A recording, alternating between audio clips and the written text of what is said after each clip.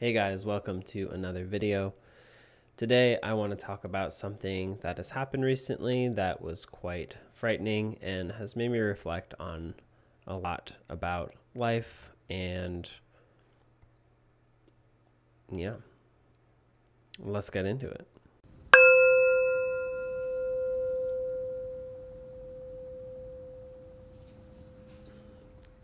Hey guys, welcome to another video.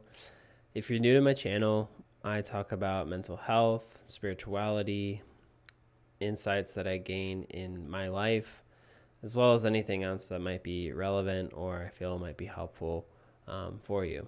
So if that sounds interesting to you, then consider checking out some of my other videos. If you're interested in working with me one-on-one, I do offer coaching sessions, which can be accessed through my website, which will be in the description below. I'm also available on Instagram if you'd like to message me through that platform as well. So today I have kind of an intense discussion that I have planned for today. My mom almost died a few days ago. So she had a heart rate of about 30 beats per minute, extremely low blood pressure, and was brought to the ER and had to have a pacemaker put in. And she's doing well now. She's recovering now. But it really puts a lot into context when someone you care about has a near-death experience. And so I wanted to share my thoughts around that, what I've been feeling about it, and what I think we can learn from reflecting on death. I think facing death, both on a personal level and also when facing it with people that we really love and care about in our lives, it can bring up a lot of uncomfortable or unpleasant emotions. So for me personally, I am still kind of working through some of the emotions that I experienced from knowing and seeing that my mom almost passed away. I think the biggest emotion that I'm currently still processing is fear, as well as sadness and gratitude as well. So a lot of the kind of conflict that I've been having with my mom recently and the kind of relationship issues that we've been working through, a lot of those kind of issues kind of, for me, resolved themselves in some ways, like when this all happened, just because it kind of put things into context, and I realized that a lot of those things that I was worried about were pretty insignificant. And if for some of you who weren't present when I sort of discussed those things, the biggest concern that I had was like boundary issues and her like trying to tell me how to like decorate my house, how to kind of just felt like a lot of criticism and judgment. And we've talked and we've kind of figured it out, and I understand now that it doesn't come from a place of judgment, and it just comes from a place of she cares and she wants to make sure that I have the things that I need.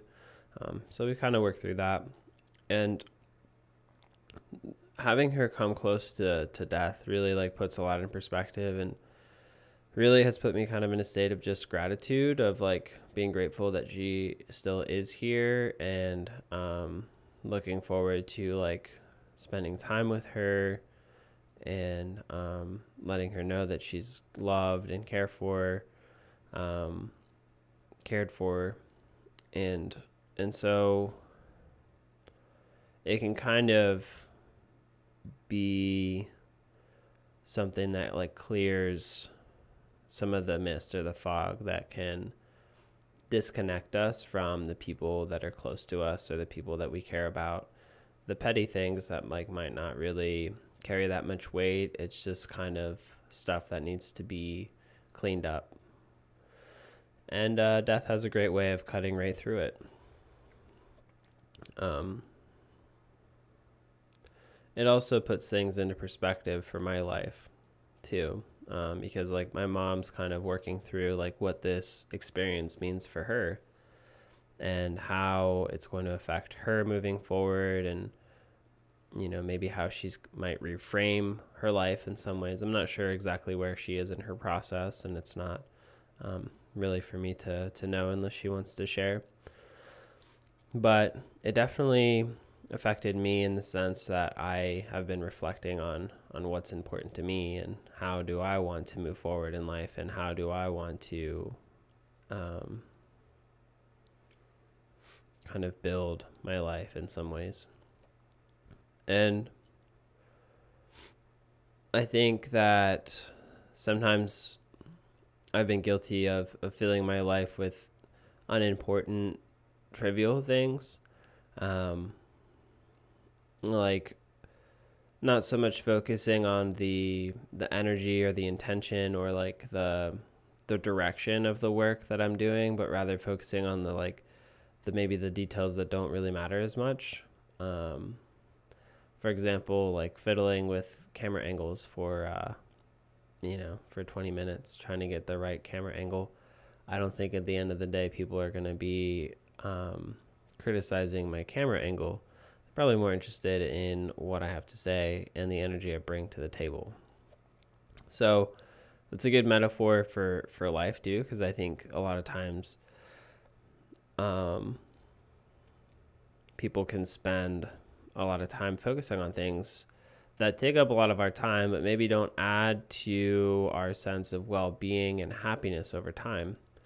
And I'm not like one of those motivational speakers that says, oh, don't waste your time watching TV or something like that. If TV like enriches your life and makes you feel better, do that. Like we're dynamic beings. So there's a time when watching TV is going to make me feel better, and then there's a time when watching TV is probably not going to make me feel better. If I've got like a bunch of homework to do, which is guiding me towards a career path that I want to be in, then most likely watching TV the whole day is probably not helpful if I've got something due that night. So it's all a matter of like managing time and figuring out in the moment, listening to your body, what's going to be the most productive use of your time to make you feel happy, to help you relax, to get things done. It's kind of up to you and what your goals are. So death really kind of pulls that in and really refines and defines that for us if we reflect on it. Or if it shows up in our life. It's an opportunity to kind of clean out the house in some ways, get rid of the junk that we don't need. So it's kind of what I'm doing right now.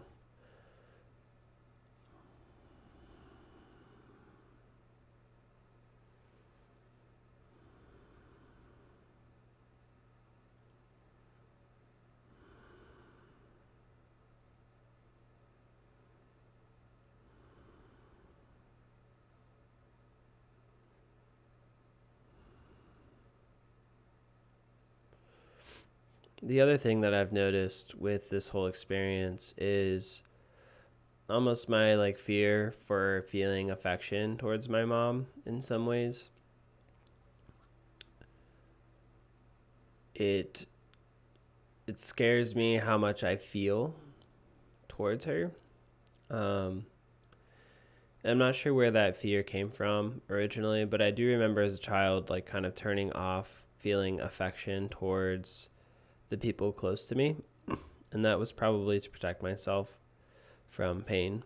I don't remember if I was ever betrayed or if something happened to where I felt like expressing love was not acceptable, but generally in my family there's not a very like physical open display of affection towards one another, and so maybe I just learned to internalize that. Whereas like my version of expressing love is very outward and visible, and that's the kind of relationship I have with my girlfriend.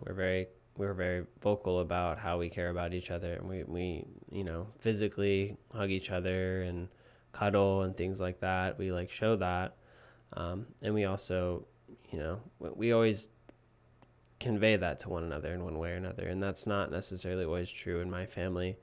There's like an understanding of respect and an understanding of affection, but it's not really shown in a very explicit way. So I think some of those feelings are things that I'll probably need to work on, and explore and allow them to kind of express themselves.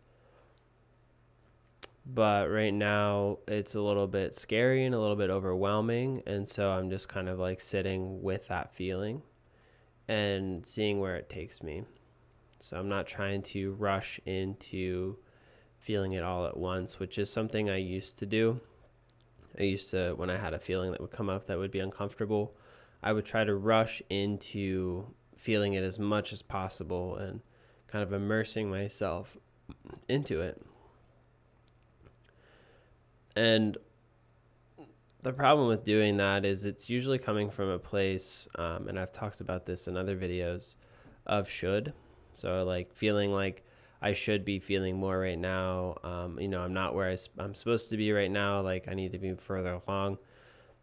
And in that way, there's a lack of trusting the process and trusting that your body will know how to gradually move into a state that is different from where you are right now. And I kind of think about it like a river. If you look, I've got like this painting over here that I made when I was younger. And,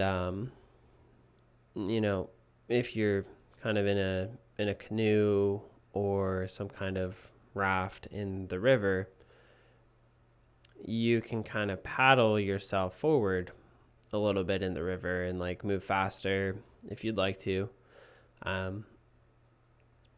But eventually you're going to get tired. You're going to need to take a break. You're going to need to relax. And there's a lot of parts on the river that are really fast paced, like rapids and stuff. And so it's good to kind of conserve your energy for staying grounded and like not flipping your boat on those sections of the river.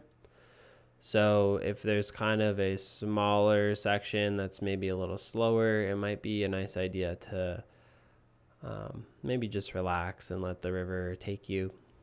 And so I find that instead of trying to like push the river forward and try to make progress happen more quickly rather, allowing the process to unfold and let the process guide you instead of trying to force a process that maybe is coming from a place of expectation or a place of intellectual concept or idea, tends to be more sustainable and tends to be more comfortable and tends to lead to more sustainable growth and a more foundational development process. So that's something that I'm working on, and I think is something that will evolve over time, and I'm excited to see how that unfolds. But I feel like my heart is opening in ways that it hasn't before, which is really neat to experience and see. I actually have been having chest pains, mostly just because I have a lot of anxiety, and I manifest psychosomatic symptoms oftentimes when someone's sick around me. So like when Taylor and I's cat died from kidney failure, I thought my kidneys were going bad, so I had a lot of like back pain and things like that for probably a good month. I had symptoms and then eventually kind of faded away. And now I've got my mom who's got a pacemaker, and I've been having chest pain, and it's been radiating into my arm, and it's been radiating into my leg. And I went to the doctor because I was like, I want to make sure that I'm all right. And I went to to urgent care, and they did like an EKG, and he's like, everything looks fine. But he said that this does happen sometimes where, if you get scared or you're kind of sensitive to situations or paranoid in some ways, which I can be sometimes, then you can manifest physical symptoms in your body, which has been true for me. And it's happened also when I was younger too. Younger meaning like high school, and mostly like when my mind was really active. But yeah, so there's a lot kind of going on right now in as far as that process goes, and it'll be interesting to see how it unfolds. I hope that my mom is able to kind of find some sense of peace and gratitude and relaxation. She's been working really hard for a long time, and I really just wish for her that she can have a sense of just relaxation and peace and letting go in some ways and just enjoying the process of life. But who knows? It's not for me to dictate, obviously, and maybe that's my standard that I'm imposing on her. But yeah, we'll see. Time will tell. So I think death is can be scary sometimes. Well, not sometimes. It is scary because it's a lot of unknowns, and it's an end of a process, and it's an end of an experience that for the most part we defines who we are, and is our reality. And so it's basically like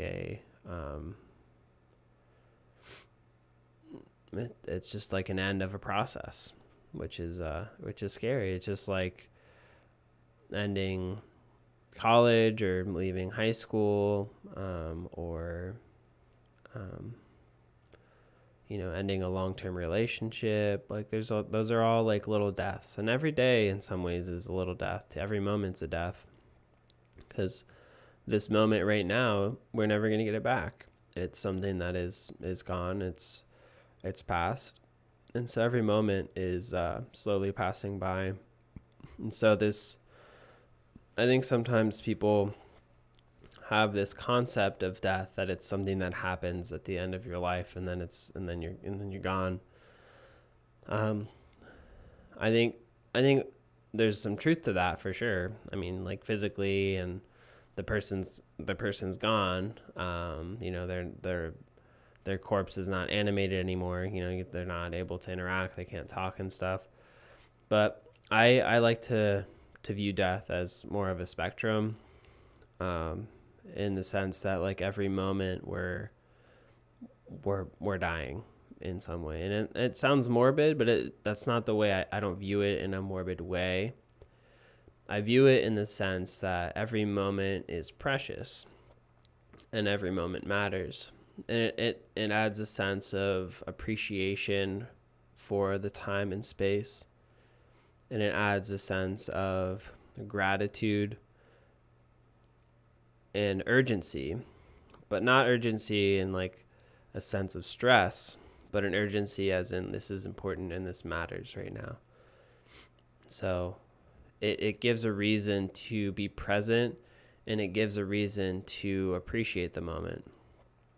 And I think when we don't reflect on death, or we don't have an idea that like, yes, this time is not permanent, then it gives us the idea that we're immortal, and then time is not really important anymore, because it, like, if you don't die, then like there's no point in really taking time seriously, or appreciating it, or just enjoying being here in the moment.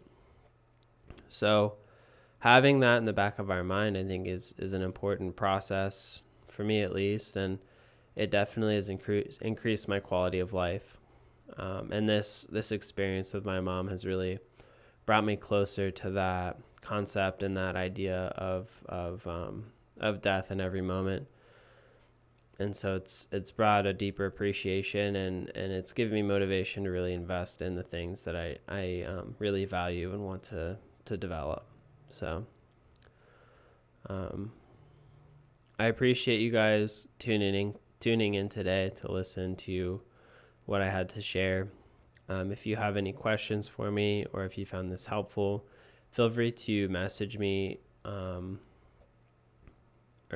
put comments in the comments below, rather. And as always, guys, make sure to seek your truth and to take time for yourself. And I will catch you in my future videos. Bye for now.